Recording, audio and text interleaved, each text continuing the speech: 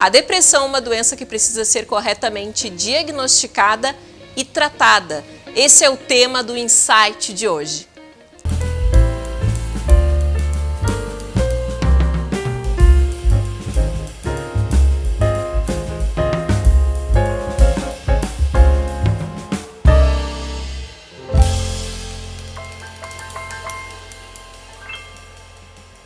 A depressão é o principal mal do século XXI, de acordo com a Organização Mundial da Saúde. Para falar hoje aqui no Insight a respeito dessa doença que é muito silenciosa, eu recebo mais uma vez a psicóloga Virgínia Novo. Como vai, Cláudia? Boa tarde, tudo bom?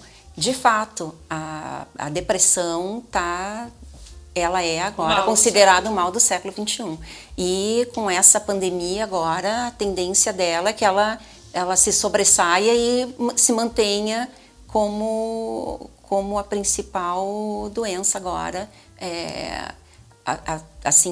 atingindo a situação psíquica das pessoas, né? Tá complicado. O que é depressão, Virgínia, para a gente conceituar para quem está nos assistindo? A depressão, ela consiste num mal generalizado, assim, é uma angústia generalizada, sabe?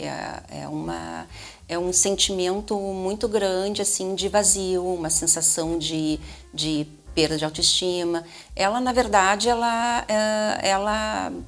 realmente ela é generalizada, ela vai atuando em toda a psique da pessoa, vai afetando de uma forma muito intensa, né? Realmente é um quadro complicadíssimo e a gente não pode não dar uma atenção especial a quem sofre desse mal, né, atualmente. Quais são os sintomas? Eu te pergunto isso porque muitas pessoas confundem a tristeza, que é a normal, né? Todo ser humano ele fica feliz e triste, com a depressão.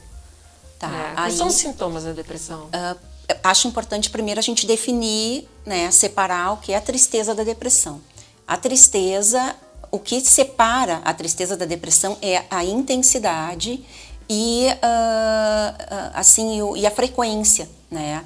Então, se é muito intenso, já deixou de ser tristeza. Tristeza é aquele momento, sabe? Que tu tem para elaborar alguma situação, alguma perda, alguma coisa que te deixe para baixo, ou uma frustração, uma briga com um amigo, uma briga com um namorado, alguma coisa momentânea, né? Mas tu tem que cuidar para ela não virar a depressão. No caso, para ela virar depressão, tu vai depender da intensidade ela vai ser frequente, né? Então é uma frequência, uma intensidade muito mais intensa, digamos assim, né? E o que caracteriza, né, a depressão, conforme tu perguntasse? Assim, sintomas os mais variados, né? Que vão desde os sintomas... Esse sintoma é de criança a adulto? De criança a adulto, se assemelha. Eu costumo dizer, eu não trato criança, né? Mas eu costumo dizer que a criança, eu acredito que tenha que ter uma atenção bem maior, porque a criança é mais difícil, a verbalização dela, tu tirar dela que ela está com aquela situação, tu descobrires que aquilo ali é uma depressão, né? Que ela deixa aquilo vir à tona, e que tu consiga identificar rapidamente para poder tratar, porque realmente é um mal que pode te levar até a morte. Ela vai, como você falou, ela vai silenciosamente, vai minando a pessoa, né?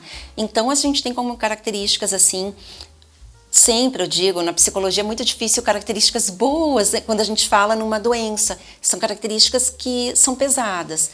Então a gente vê desde características psicológicas como baixa autoestima, irritabilidade, sonolência, cansaço físico, isolamento. São variadas, assim, a gente poderia ficar citando aqui várias características, até as físicas, porque sim, a depressão ela atinge fisicamente a pessoa. E como é que faz, né? O que acontece? Falta de apetite, falta de libido, né? Porque interfere também na situação sexual da pessoa, do casal. falta de vontade de levantar da cama, é uma coisa assim... Sem ânimo nenhum, angustiado, sempre angustiado, claro que daí estaria na situação mais da situação psicológica, né? Tudo é psicológico, mas o corpo também reflete, o nosso corpo fala, né? O nosso corpo transmite os sinais, exatamente. Então eu costumo dizer que é uma, assim, a gente vai, é uma decadência, assim, mental, sabe? Tu vai decaindo aos poucos. E isso pode ficar nítido para amigos, familiares, que podem ajudar a detectar quando aquele mal já deixou de ser tristeza e começa a ser depressão, né? Para isso tem que ter um olhar atento. Tem que ter um olhar atento, mas assim, as pessoas em casa já meio que, se quiserem ouvir, né? Porque daí tu tem que ter que eu sempre digo, uma disponibilidade interna. Quem quiser ouvir, se dedicar, saber o que está de fato acontecendo, vai perceber. Porque é impossível não perceber, assim, você já começa a notar falta de banho, sabe? Insônia. Você começa a perceber aos poucos algo não tá legal. Que algo não está legal. Então, assim, sabe, a higiene começa a ficar secundária, não escova os dentes, aquelas coisas básicas, tu entende? Não penteia o cabelo, não cuida da casa, não é cuidar a casa, lavar a casa todo dia, não é isso. Mas é aqueles cuidados, é o reflexo do interno. Eu costumo dizer que tudo que tu tem organizado externamente reflete a tua organização interna. Então, por que não? Tu já não acorda dentro daquele teu ritmo, sabe? Dá uma arrumadinha, arruma aqui, faz lá. Tem gente que já tem essa rotina, fica mais tranquilo a rotina. Então, e a rotina é saudável. Tem gente que acha que não, mas é saudável até para quem tem depressão.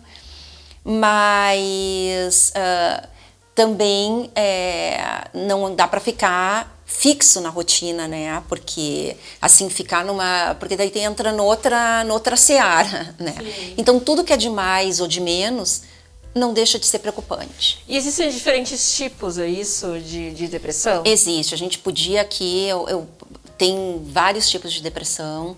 Hoje, se eu não me engano, são 8 variações. Mas eu acho assim, eu vou falar para tias que eu acho que são mais, não é interessante que todas são, mas eu digo assim, as mais importantes, né? as que mais se salientam, as que estão em maior número, que eu acredito que sejam essas que eu vou citar. Uma delas é a depressão pós-parto, né, que é aquela que está relacionada diretamente a hormônios. Então a gente está vendo muitas situações agora dessas mães que têm uma dificuldade num primeiro momento hormonal. Tem a ver também com não poder ter atenção a cuidar da criança, tu entende? Então tudo isso está ligado a essa depressão pós-parto. Uma depressão, ela é exclusiva do pós-parto, né? Então, nós temos também a depressão psicótica, que é uma depressão que ela é mais causada por delírios de perseguição.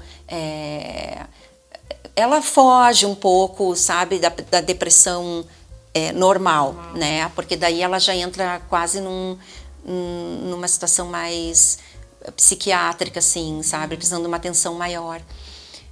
Mas realmente é com delírios, é complicada, uma depressão assim, mas ela é bem usual, bem normal de acontecer. Existe a depressão maior, que é a depressão preocupante, que é onde estão aqueles sintomas, como eu te falei anteriormente, que são aqueles mais intensificados, são sintomas intensos e frequentes, que é aquilo que a gente falou que se define como é que eu posso dizer, da tristeza, né? Que são sintomas muito, muito pesados, né? Então a angústia é mais pesada, o choro é mais pesado, o cansaço, tudo é pesado. Então a pessoa, tudo é um fardo. Tu nota que a pessoa não consegue levantar, ela não consegue fazer, ela não consegue fazer nada, na verdade, né?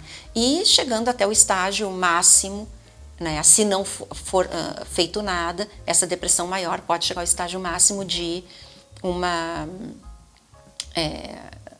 tentativa de suicídio. É a isso que a gente tem que estar atento e o profissional que está cuidando, tratando, tem que estar bem, com o ouvido bem o ouvido e os olhos, né, bem atentos ao que está sendo dito e observar. É nesse sentido.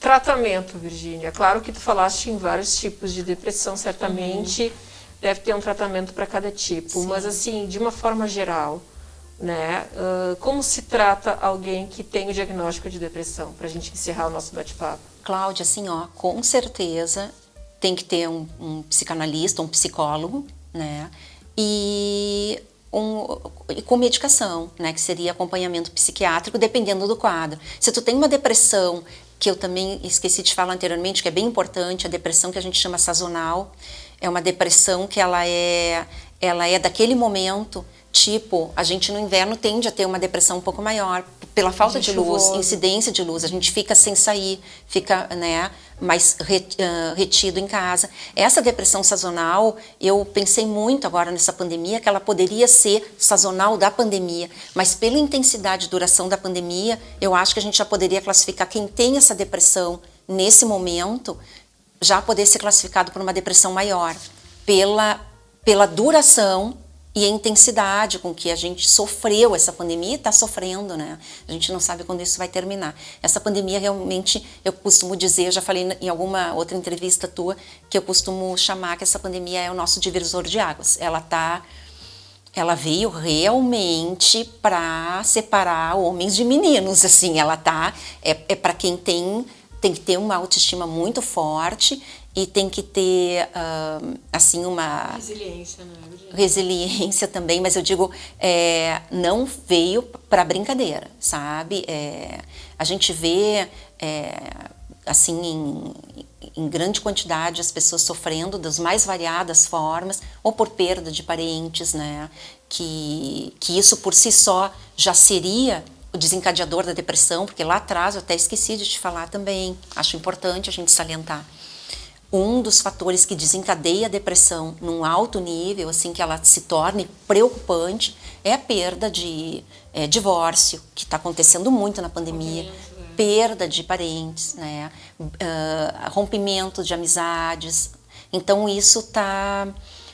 Realmente, essa pandemia ela está exacerbando isso e está levando as pessoas para um quadro de depressão bem importante. Então a gente tem que ficar bem atento, que realmente a OMS não está enganada, não. É o mal do século. Eu acho que são dois, eu te diria, que é a depressão e a ansiedade, né? A ansiedade a gente vai ver num outro programa, num outro momento, mas a ansiedade também ela está desencadeando, é a outra ponta da depressão. Mas são as duas que estão dominando agora. Estão dando de mãos dadas. Virgínia, obrigada pelos esclarecimentos, de muita importância que tu falaste aqui, e principalmente um alerta para quem está nos assistindo, né, de ter esse olhar atento para esse familiar que muitas vezes está sofrendo calado. Né? Exatamente. A pessoa não nota, não consegue observar, a gente tem um olhar mais atento para observar. Exatamente, né, exatamente. Uma boa tarde para vocês, espero ter podido esclarecer esse assunto que a nós é tão pertinente no momento e aceito sugestões para novamente outras pautas ou as perguntas que a gente tem no Instagram, eu tenho meu Instagram disponibilizado no programa também, que eu possa responder algumas perguntas para vocês a respeito disso, ou das próximas pautas também, sugestões, a gente fica aberto aqui, vai ser com o maior prazer que a gente vai receber essa solicitação de próximos assuntos para a gente desenvolver.